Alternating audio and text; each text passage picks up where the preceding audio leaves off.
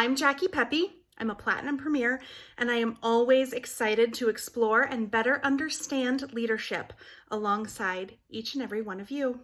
We're all learning. We've been so uniquely challenged as leaders in the direct sales space this year, haven't we? Learning how to cope with our current climate in the world has been a full-time job for everyone. Plus all the additional challenges of family and jobs and social distance. I started to see a pretty sharp turn in my ability to lead during some of these darker periods, and I wondered why I was being personally affected this way. I realized that in my desperation to control literally anything, I had stopped leading and started managing. What's the difference though? Isn't it a good thing to be a good manager in our position? Sure. Let's think about it. Managers are in charge because they're really good at their jobs. For us, that means being great at selling and booking and recruiting. I would say that most of us are great at least two of those things, or else we wouldn't be here. I'd say that most of us are great at least two of those things, or else we wouldn't be here. And as we model these behaviors for our team and teach them how to do these things as well or better than we do, we help them set goals and we check in on them. We set incentives with specific goals in mind to serve us. This is management, you guys. And while there is a place for a great manager who gets great results, I want more for us. I'll just directly quote Simon Sinek here because he says it 6,000 times better than I ever could. Managers watch over our time, our numbers, and our results. Leaders watch over us. And you're not in charge. You're responsible to those in your charge. What does that mean? If you're actively managing your teammates' numbers, for example, we're only 500 frontline volume from our goal. I challenge you to sell 10 hand creams to get us $100 closer. That's pushing them toward a goal that serves you and your paycheck. They're not bought into that, you guys. They're not going to push extra hard to knock out their portion when there's very little in it for them. Now, we all know that their commission is in it for them, but for some, that's actually not motivating. It's shocking, I know, but it's true. But a leader is responsible to those in their charge. So while you may be looking for another 500 frontline volume or another 2,000 second line volume, you have to dig in deeper and find that volume for your team, and then frame it as to why it's good for them to achieve it. Trixie, I am so excited for you. You're only 65 PV away from that goal that you set for yourself this month, and you're only 180 PV away from your best month ever. I am so stinking proud of you, and you should be really proud of you too. I just love to watch you shine. Go get them. Do you see that subtle difference?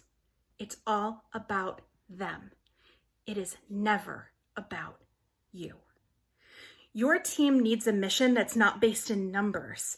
Guiding them toward a why that resonates for them and keeping them moving on their own is one of your greatest tasks. Because pushing for a promotion for them or for you works one time. What works after that? It has to come from within. It has to come from a desire not to break another promise to themselves. They're not beholden to you. They owe you absolutely nothing, but they owe themselves the world. Another way for leaders to lead instead of manage is to show their team what they're doing for their business and then, wait for it, actually do it and share the result. Let me back up. Most people join a business with a little wee dream in their head, even if it's framed like, I'll never be one of those people that's successful in direct sales. Does that resonate with anyone? Was that maybe just an excuse to bail you out in case you failed? We may never know. But our teams look to us as leaders partly because we have actually realized that dream. We have been successful in direct sales. That is not common. It doesn't happen to every guy. Take a second to appreciate what you've accomplished and know that your team and other consultants look to you because you have achieved the dream. No matter how you feel about where you are, in their eyes, you have done the thing that has felt impossible. Leaders give us something to aspire to. If you're working your business and seeing results, the consultants that trust you will do the things you do if you share with them what you're up to and the result that it's getting you. You can do something as simple as Watch Me Work Wednesday or showing a few times a week what exactly you're doing for your business. I feel like sometimes, in an effort to work smarter and not harder, we take a training or content from another leader and we just throw it up on our team pages and feel really good about training that day. But you don't give a personally experienced result. And I think there's real power in showing your results, both your wins and your misses. I think that it's important to show that you work hard and things aren't all magic for you just because you're in a leadership role. And also that you're working despite your leadership role. I truly believe that leadership is simultaneously about being an icon to follow and about fading back and letting your team shine. I'm cribbing Simon Sinek again, but he says, when things go right, you give away all the credit. And when things go wrong, you take all the responsibility. And that is the absolute truth. When things are really flowing and your team has drive and creativity and passion behind them, when they're really moving, you may have given them every tool. You may have shown them the finish line and been the proudest ever when they crossed it and just kept running, but they did the work and you have to give away all the credit. And you should do so with joy because you are inspiring it in them. You're inspiring each of their successes, but they are executing them and they deserve the praise and the credit for everything that they do. But when things don't go perfectly, the first person to take responsibility for the misstep should be the leader. You guys, I have a really hard time with this personally, but I know that it's true. Don't misunderstand. You can't force people to do anything that they don't want to do. You can't drag your team behind you, but you can and you should inspire them to get to work for their own reasons. A leader can give every tool and help hold their teams accountable. So when the numbers aren't great, or engagement is low, or general morale is bad, my first stop is to check and see what I personally am modeling. Am I showing my team what I'm doing?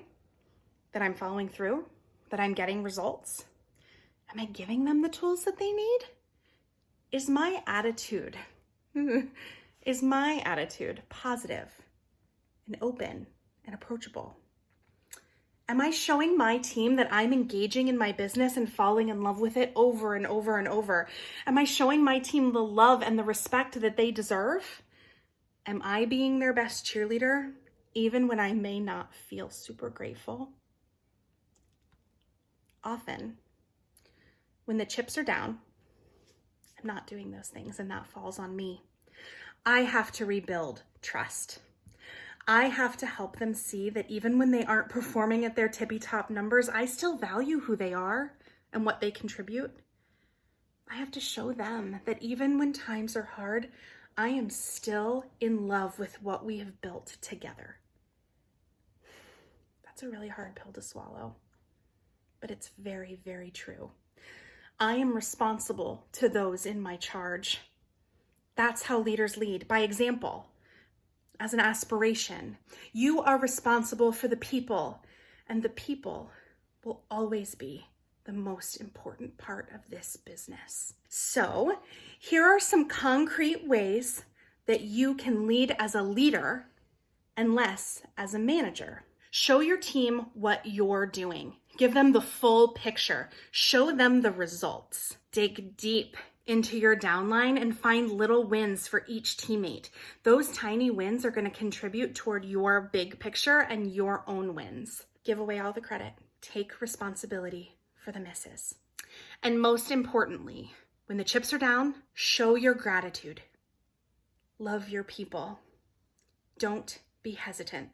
Be unabashedly in love and grateful for your life and show your team that they can have it too. Be a leader worth following. I already know you are, and so does your team. I want to thank you for taking the time to show up to leadership. That is an amazing step towards showing up for your team, and I'm really proud of you. Enjoy this time. I wish we were all together. I miss you guys a lot, and I know that we're all going to be together soon, someday. Be good, be well, and I'll see you all as soon as we can.